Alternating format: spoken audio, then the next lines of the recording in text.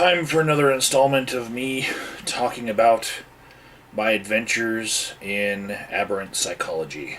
Um, Three stories to tell, two from the same night. The first one, though, just on its own, I went from one hospital to another, PRN style. That is, hospital workers seem to work, nurses and staff and whatnot. They seem to work in a way that gets around normal labor laws because it's just good stewardship of hospital funds, and a lot of hospitals run almost at a charity level. You know, the people get paid, but the hospital doesn't make that much money. It's, sometimes the hospital is associated with a church, like an Adventist church, a Lutheran church, a Presbyterian church, a Catholic church. Many of them are Catholic. There's whole networks of Catholic churches in America.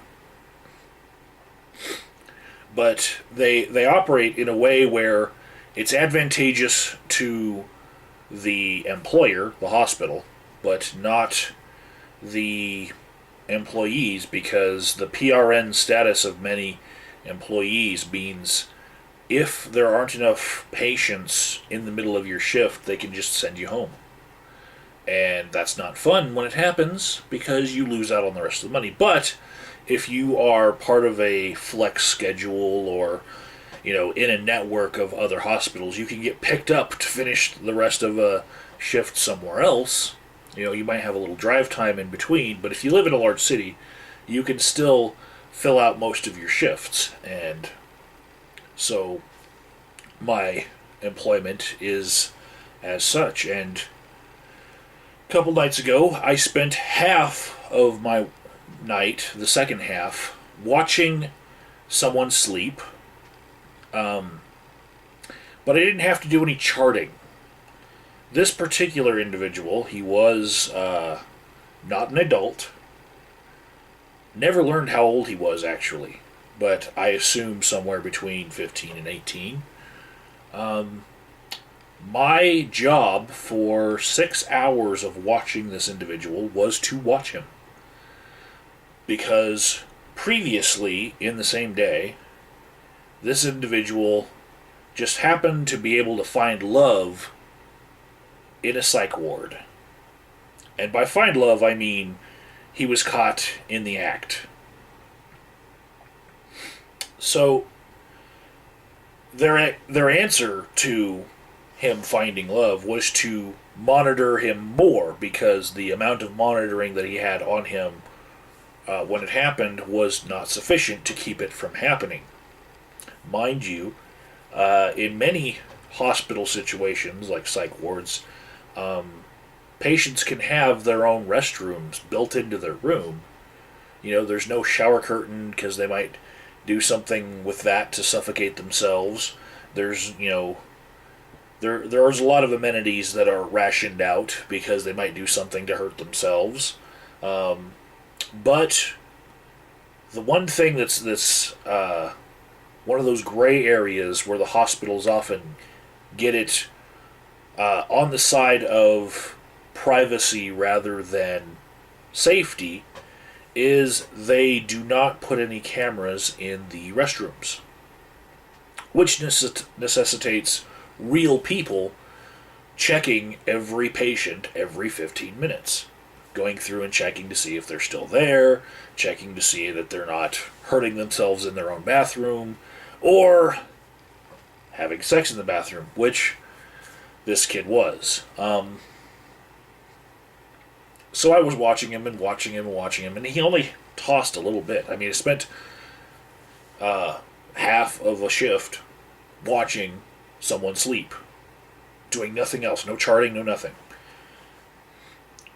At a certain point, he rolled over, and I was able to see that he was a light-skinned person with some African descent. And I had seen the person that he was caught with, and that was not a mixed-race person, that was a white person. And so this feeling came over me. It was like, at least this is good. This change that nothing's happening to him because of his race. At least we're there in America where, 50 years ago, had that happened, even in a psych ward where both people are crazy, if one person was of one race and had sex with the other, it would be a racial thing. There would be a lot of bad things happening to this kid. And I don't even know that this kid realizes that 50 years ago, he'd have been in a lot of trouble. And I was just happy for him that he wasn't in that much trouble. And he just had to have more monitoring until such time as he saw a doctor. And maybe they might switch the facility that he's at to an all-male facility. Maybe. They might find placement for him. I never learned what his original problem was. I just knew that I had to watch him. Because my keeping eyes on him was going to keep him from having sex. But nothing else was going to happen to him as far as punishment. Which I just felt happy about, because the times have at least changed to that good. So yeah. The next two stories that I will tell you happened in the same day and in the same shift at the same place. The first story is a story of a nurse who I feel went too far. A patient came in. She was about 4.5 foot tall. And she was wheeled in a wheelchair into this hospital's MDU. That's multidisciplinary unit. That's where all the suicidal or drunk or psych patients go.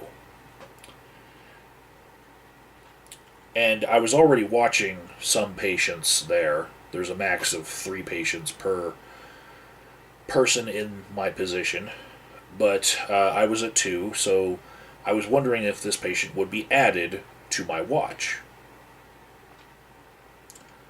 And I waited and waited for this nurse who ran this MDU to add this person to my watch, and he didn't. Even though normally, in other hospitals, this person would have been put on an ETOH hold. ETOH is the chemical nomenclature for ethyl alcohol poisoning. We just say ETOH poisoning. So it struck me as odd that he didn't, and they didn't put this patient in a green gown, which most of my patients especially in an emergency department section of the hospital, they're put in a green gown, so in case they run, they're very easy to identify. This patient was given hospital socks, and her shoes were taken while they figured out what was wrong with her. She came in stating that her probation officer told her to check herself in to a rehab. And this particular rehab was connected to a hospital that was not in the same network as the hospital we were in. Specifically, I was in a city-run hospital, a very secular hospital, and the place that she wanted to go was run by a Lutheran hospital. So she's all the way across the metro area, and she checks herself into the wrong hospital. And there wasn't much that the nurse could do as far as getting her where she wanted to go. there was the possibilities of hold her for regular detox, where she would have gone somewhere that she did not want to go, or there was discharge her as soon as she became sober. And there are two types of sober. There is blowing below a arbitrary amount like 0.05, where no one would possibly think that you would be intoxicated even if you had no tolerance whatsoever. But there's also another sobriety that is given to people to discharge them from hospitals, and that's where someone can blow something as large as a 0.20, and they can walk and talk just fine. That's called clinically sober. That doesn't mean you're all the way sober, or if a policeman pulled you over, you wouldn't, go to jail because you blew very high. That just means that you have a high tolerance and you're able to function enough to be discharged to yourself. And the assumption on the nurse's part when they do that is that they don't think that you're going to drive. You're going to go out into the waiting room and call somebody to come pick you up because you can function on your own.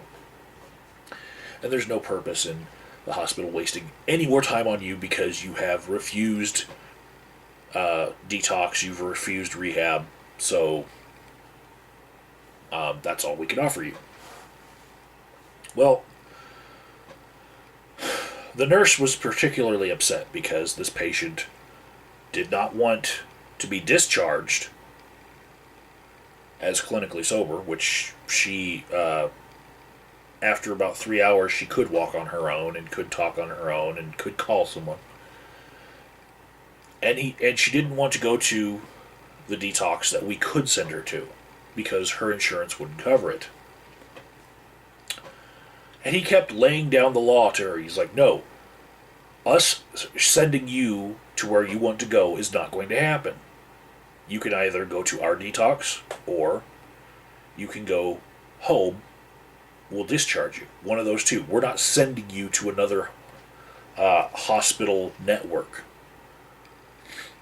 And he kept saying this to her, and she was very belligerent. Well, she was given a little bit of time to think about her situation, and the nurse went to make his rounds with other patients, and during that time, she said, Hey, do man. Hey, do man. Because I always have some Mountain Dew on my desk. I turned and looked, and she said, Hey, can you get me some Mountain Dew? I said, no, I can't. I can't give patients anything. If you need something to drink, you need to ask your nurse. At which point, she said, well, can you tell my nurse I have to go to the bathroom? So the nurse overheard that and came in and helped her out of her bed. And she seemed like she was hamming it up, like she really wasn't that drunk. She was, I think, at a 0.13 at that point. And she was still wanting the nurse to help her with a helping hand, walking all the way to the bathroom. And as she was walking by me, I said, good job, you got this, you're doing good. And then she looked at me and said, no, you're doing good. And that was kind of something for my coworkers to razz me about as she was in the bathroom.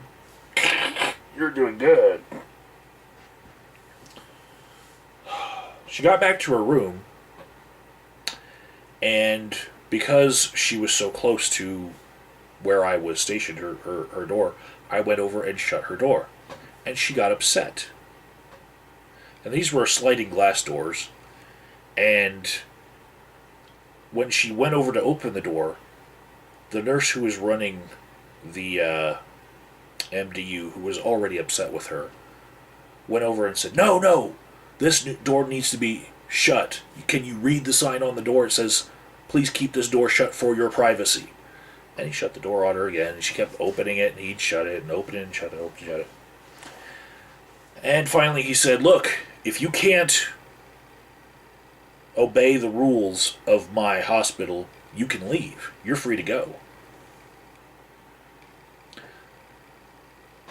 And he pissed her off with that argument enough where she was saying, "Fine, I'm just going to go. You guys aren't giving me good treatment." And she left, and we don't know what happened to her after that. Presumably she got into the car that she was driving when she got there at around 0.13, 0.12 blood alcohol level, and she drove to wherever. Maybe across town to check herself into rehab. Maybe. Or maybe she didn't make it that far. We don't know. And the thing is, the nurse can't be held liable for not alerting police that somebody was possibly driving drunk because of him discharging her or letting her go against medical advice. And the reason why is because none of the tests that we do are not covered under privacy, under HIPAA laws. So he's not allowed to call police on anyone. He's not allowed to do anything to stop them. He's not allowed to arrest them for, refusing medical treatment. And, he's got other patients to watch. So, someone can be led to that conclusion through their interactions with a nurse who really doesn't want to deal with them, and led to the point where they check themselves out of a hospital. And I understand sometimes nurses will handle a patient rather than serve them, but this was a case where this person did obviously need help, and we didn't help her.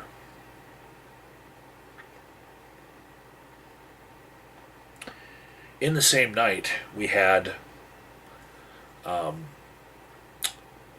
lady come in who had her daughter, her sister, and her mother present as she was wheeled in.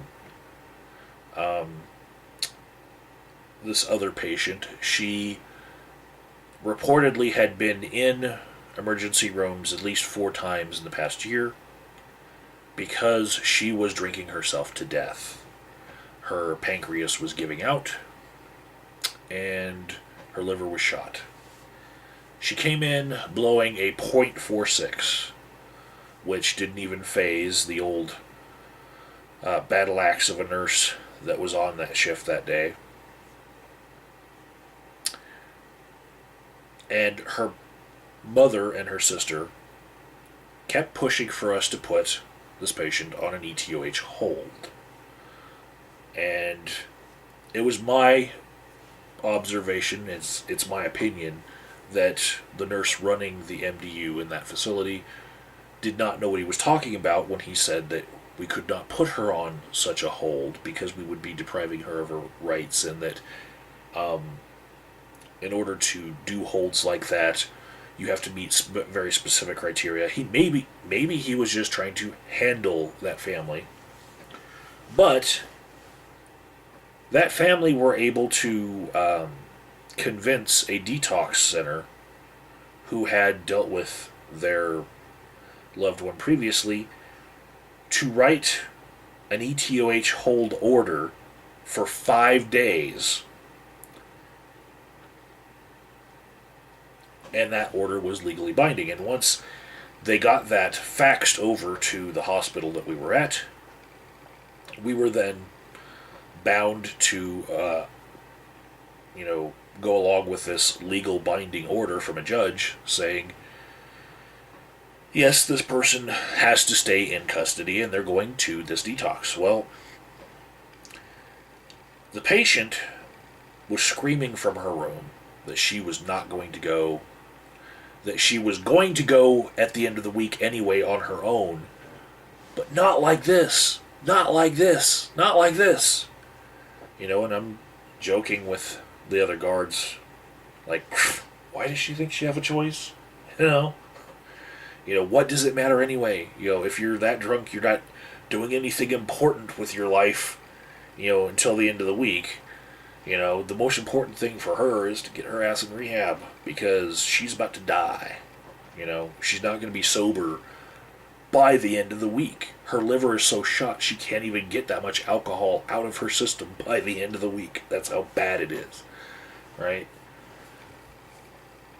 So she kept arguing she wasn't going to go, she wasn't going to go, and we knew that if the patient herself said that she didn't want to go when her transport to detox arrived, then the transport would not take her, because they take people on a voluntary basis and they try to get people to sign away their rights voluntarily. And it's a very important distinction, because once they get them to sign away their rights voluntarily, they then enforce things that they wouldn't want later. But they got to get them to sign that paperwork saying that they're going voluntarily. And this lady, even though she had basically half an intervention in her room the whole time, was not having it. She just kept on saying, not like this, not like this. And a policeman came from the front lobby because the mother brought him. And he was a real policeman from the city. And in order to help the detox driver coax this person into going, he said, fine, well, I'll just call the drunk tank and you'll be under arrest because you can't go home. You have to either go to detox or go to jail. And she was ready to pick jail because she was saying to all of us that she'd be out in 24 hours.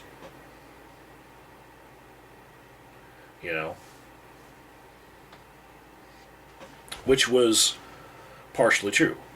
As soon as she was sober, she would be able to get out of there, and probably prior to the time that she would have gotten out of the detox facility. But her mother and her sister were also working on an involuntary commitment of 90 days, which they needed 5 days to work on.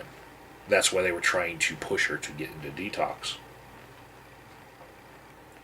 She didn't know that. The stalling in the hallway kept happening, where she kept saying that she didn't want to go to detox, and everyone had a crack at trying to convince her to go to detox. I had my chance. Guards had their chances. The nurse had his chance. The family had their chance. No one was convincing this girl, and the policeman said, fine, I'll just call for a ride. And he actually did pick up the phone and call for a ride. And then we used the pressure of the police wagon is on its way. You have just a couple minutes to decide to go, or else you're going to jail. We used that pressure. And she finally said she would go to detox. After arguing for hours and hours. It was one of the hardest arguments I've ever had to make to somebody to go to detox. And then the stupid guard, and I do say stupid guard, gave her back her clothes and her purse, which had her cigarettes in it. She took out a cigarette and her lighter and was about to light up right there in the NBU, and everyone said, no, no, no, no, you can't smoke. And that caused a 2-hour argument about smoking. She wanted a cigarette. And she was ready to say, fuck it, just take me to jail, if she couldn't have her cigarette. That's how far she was willing to go to get a cigarette. The hospital wouldn't let her smoke. The detox van can't let her smoke because they'll lose their job. You know, they can't stop anywhere for her to smoke. They can't let her smoke in the van. And once she gets to detox, that's also a non-smoking facility. It's not a smoker's world anymore. So, after 2 hours of arguing and saying stupid things, stupid arguing, such as me saying, you already have a nicotine patch that your nurse gave you. And her saying, it's not the same. It's not the same. I want to smoke a cigarette. After about 2 hours, she finally gives up the cigarette in her hand and her lighter. And then when the detox van tried to take, the detox driver tried to take her purse, she said, no, you're not taking my purse. You're not searching my things. You know, because she had a pack of cigarettes in. And we knew because upon arrival into the MDU, we inventory everyone's stuff and write down everything, you know. So we knew there were more cigarettes. And it took another few minutes just to argue that off of her shoulder and get her to get into the detox van. Her purse rode in the front seat where she could see it, because she wouldn't go unless she could see her purse at all times. You know. And she kept making statements that were arguing points whereby if she didn't get what she wanted, she was going to hurt herself, you know, by going to jail instead of going to detox. She would keep making statements that were so drastic in order to get her way.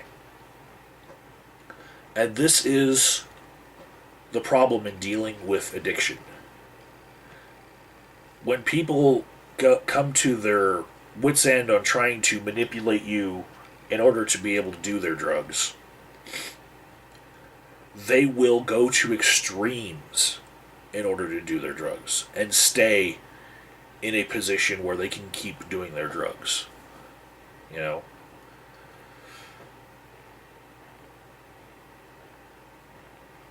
They are master manipulators. And when they don't get their way, they are stubborn. Very stubborn.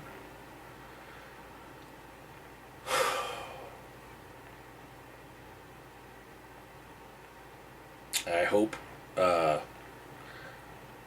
family were able to get that 90-day commitment, and I hope that it saves her life. But unfortunately, when it gets that far, where organs are shutting down, statistically, it's just not a bright future for someone, you know. And there's not much we can do. It's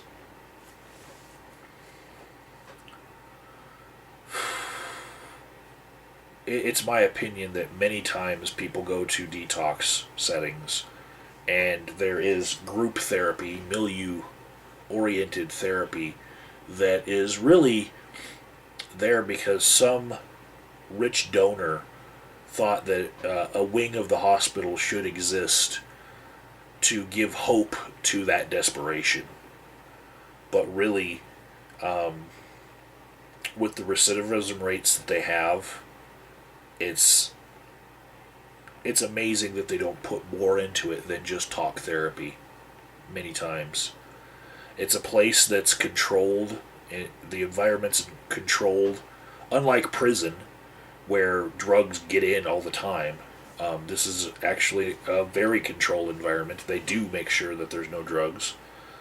And they just talk. and most of it's group therapy where they tell stories about their lives, but it just doesn't seem to me to be enough to warrant even having the wings sometimes, because it's such a failure. The system as it is broken. Very broken. And treatment for addiction is stymied when people argue, well, this person has rights, you know? And before having a job in aberrant psychology, I was always a fan of liberty. But when you bring up the subject of a meth addict with me, I have some Nazi shit go through my mind sometimes. It takes 5 years for someone's brain to recover from 6 months of meth use. Just because they finish a 30-day program or 90-day program or 120-day program at some rehab facility does not mean that when they get out after that they are any better. Their brain is still wired such that they cannot even enjoy food. That's why meth addicts get so skinny, is because they can't enjoy food anymore. That whole cycle of you get hungry and, hormones hit your head and, tell you that you're hungry. It doesn't happen. The pleasure from the taste of food isn't there. Food normally raises your dopamine levels like 150 parts per million in your brain. Sex does 200. A cigarette might be 250. Same as alcohol. Cocaine and heroin get it up to about 700. The dopamine. Meth does 1400. Okay? And that's the first time it gets used. And that's why you'll see ads that say meth, not even once. They don't explain that there's real science behind that says once you try meth that first time, it resets your measuring stick of enjoyment for life to the point where nothing else matters. Nothing else can give you any sense of enjoyment because an enjoyment that big. And of course, over time, the enjoyment you get from each hit drops, but also at the same time, your ability to get any sensation from anything in life is dying. So after 6 months of meth use, you have to use it in order to get right, in order to feel anything. But there's nothing else in the world that you can feel. And it doesn't just take 30 days, 90 days, 120 days to heal that. It takes 5 years for your brain to finally recover to the point where you can enjoy food. And that's just from 6 months of use. If you were to use it for 5 years, you're never, ever going to be able to enjoy things the same. Your brain will never recover. And when I find out how long someone's been using meth and I calculate about how long I think they have in the rest of their lives, Nazi shit crosses my mind. Like, this person is never going to be a person again.